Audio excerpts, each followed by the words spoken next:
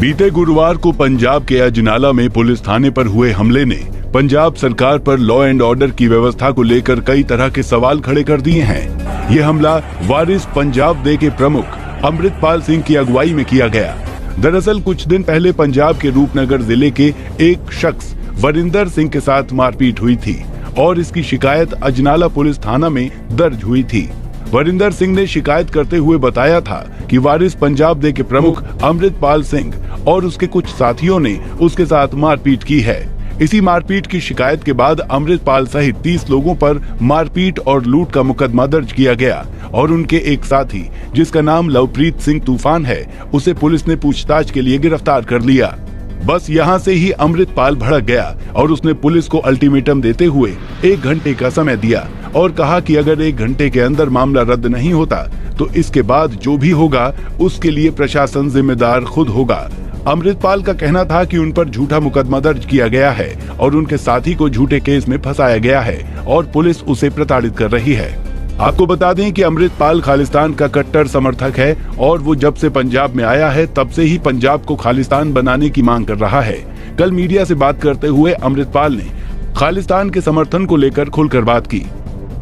अमृतपाल ने कहा कि हम खालिस्तान के मामले में बहुत शांतिपूर्ण तरीके से आगे बढ़ रहे हैं। दिवंगत प्रधानमंत्री इंदिरा गांधी ने खालिस्तान आंदोलन का विरोध करने की कीमत चुकाई। कोई भी हमें रोक नहीं सकता, चाहे वो पीएम मोदी हो, अमित शाह हो या भगवंत मान। आइए अब जान लेते हैं कि क्यों खालिस्तान की मांग की जा रही है। क्या है इस खालिस्तान लहर का इतिहास, ये कब से और किसने शुरू की थी, अब तक इस लहर की वजह से पंजाब को किन हालातों से गुजरना पड़ा। आज से करीब 93 साल पहले ही खालिस्तान आंदोलन की शुरुआत हो गई थी।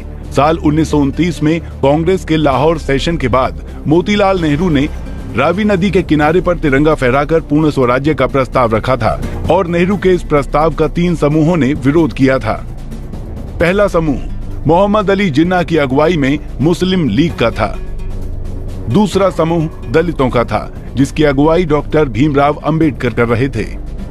तीसरा समूह मास्टर तारा सिंह की अगुवाई में शिरोमणि अकाली दल का था। उस समय मास्टर तारा सिंह ने सिखों के लिए एक अलग राज्य की मांग रखी थी और साल 1947 आते आते ये मांग आंदोलन में बदल गई और इसे पंजाबी सूबा आंदोलन नाम दिया गया। 1947 में आजादी के बाद पंजाब को 2 हिस्सों में बांट दिया गया। पंजाब का एक हिस्सा पाकिस्तान में चला गया और दूसरा हिस्सा भारत के साथ रह गया। उसी समय से शिरोमणि अकाली दल भारत में ही भाषा के आधार पर एक अलग राज्य की मांग कर रहा था, लेकिन राज्य पुनर्गठन आयोग यानी स्टेट्स रिकॉग्नाइजेशन कमीशन ने ये मांग मानने से इनकार कर दिया था। इसके बाद पूरे पंजाब में 19 साल तक अलग से एक सूबे के लिए आंदोलन और प्रदर्शन होते रहे। इस दौरान हिंसा की घटनाएं बढ़ने लगीं और आखिरकार 1966 में इंदिरा गांधी सरकार ने पंजाब को 3 हिस्सों में बांटने का फैसला किया। सिखों की बाहुलता वाला पंजाब, हिंदी भाषा बोलने वालों के लिए हरियाणा और तीसरा हिस्सा चंडीगढ़ था। सिखों की बहुलता वाला पंजाब, हिंदी बोलने वालों के लिए हरियाणा और तीसरा हिस्सा चंडीगढ़ था। चंडीगढ़ को केंद्र शासित प्रदेश बना दिया गया। इसे हरियाणा और पंजाब की राजधानी बना दिया गया। इसके अलावा पंजाब के कुछ पर्वतीय इलाकों को हिमाचल प्रदेश में मिला दिया गया। साल 1969 में पंजाब में विधानसभा चुनाव हुए। इस चुनाव में टांडा विधानसभा सीट से रिपब्लिकन पार्टी ऑफ इंडिया के उम्मीदवार जगजीत सिंह चौहान भी खड़े हुए, लेकिन वो चुनाव हार गए।